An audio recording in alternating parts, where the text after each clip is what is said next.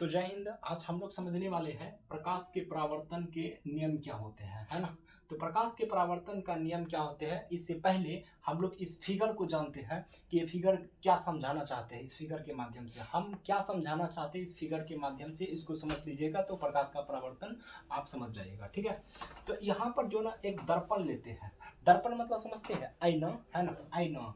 है ना। दर्पण मतलब समझते हैं आईना यानी शीशा, ठीक है। तो उसको आप यहाँ पर लेते हैं, एक भाग को नीचे वाले जो जो भाग है इसको हम कलई कर देते हैं यानी पेंट कर देते हैं, है ना, ताकि जो प्रकाश यहाँ से जो टकराए और लौट कर, है ना, उसी माध्यम पर लौट जाए, है ना। है ना, प्रकाश जो जैसे कि यहाँ ये कलई क्यों देते हैं, ये कलई इसलिए देते हैं कि प्रकाश यहाँ से जैसे लगाएंगे आएगा और ये दर्पण से परावर्तन के बाद ये उसी माध्यम पर लौट जाएगा कुछ एंगल में, ठीक है, कुछ कोण में सहित, लेकिन वो उसी माध्यम में लौटना चाहिए, ये दूसरे माध्यम में प्रवेश नहीं करना चाहिए। समझ में आया। तो ये क्या कहता है कि आपतित किरण, ये दर्पण है, आपतित किरण,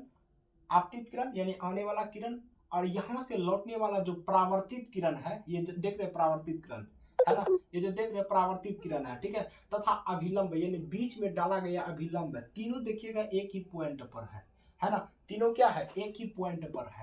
है ना, तीनों कहाँ है, एक ही पॉइंट पर है, ठीक है। तो पहला नियम इसी को लिखना है कि आपतित किरण या आपतित किरण आने वाला तब, है ना, परावर्तित किरण को परावर्तित किरण यानी यहां से टकरा कर लौटने वाला किरण को परावर्तित किरण कहते हैं, तथा ये बीच में जो परपेंडिकुलर जो देख रहे हैं ना, ये अभिलंब है, तो अभिलंब तीनों एक ही तल में होते हैं, तो एक ही पॉइंट पर होते देख सकते हैं। ये भी यहाँ पर आया है, टकराया है, और ये भी यहाँ से ही शुरू हुआ है और यहाँ पर ये डाला गया है, तो तीनों एक ही तल में होते हैं। अब उसके बाद यहाँ पर दूसरा नियम को लिखने से पहले समझिएगा कि ये आपतित किरण है, ये अभिलंब है, ये आपतित किरण, ये अभिलंब है, इन दोनों के बीच में जो एक कोण है जिसको हम लोग आई से प्रदर्शित करते हैं, इसको हम लोग बोलते हैं आपतन कोण। क्या बोलते हैं, आपतन कोण, आपतन कोण, क्या बोलते हैं, आपतन कोण, ठीक है। ये आपतित किरण तथा अभिलंब के बीच में बने कोण को आपतन कोण कहते हैं, जिसे आई से डिनोट करते हैं, ठीक है, यानी आई से प्रदर्शित करते हैं।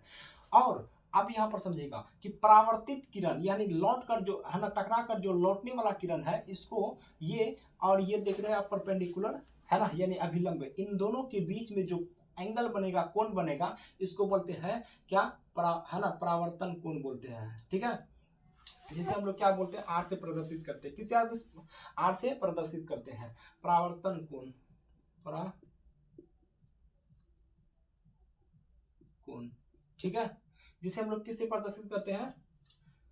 आर से प्रदर्शित करते हैं, किसी को दिक्कत नहीं। तो दूसरा नियम क्या लिखेंगे, तो पहला नियम समझ में आया, पहला नियम क्या कहता है ये समझ में आया। तो आपतन कोण, दूसरा नियम है आपतन कोण, है ना, आपतन कोण, आपतन कोण तथा परावर्तन कोण के बराबर, सॉरी, आपतन कोण जो है, आपतन कोण,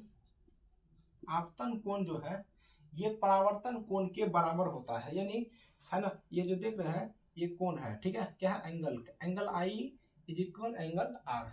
एंगल आई बराबर एंगल आर, ठीक है। ये जो आया है इसी कोण पर ये भी लौटेगा, ये दोनों कोण क्या होगा, बराबर होगा, ठीक है। पहला नियम क्या कहता है, आने वाला प्रकाश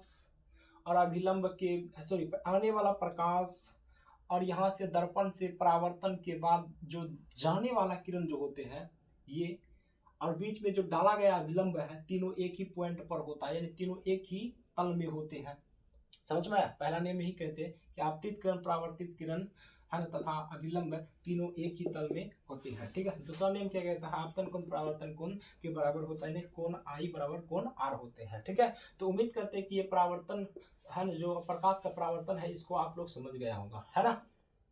ठीक है। तो हम लोग आगे बढ़ते हैं इसके बाद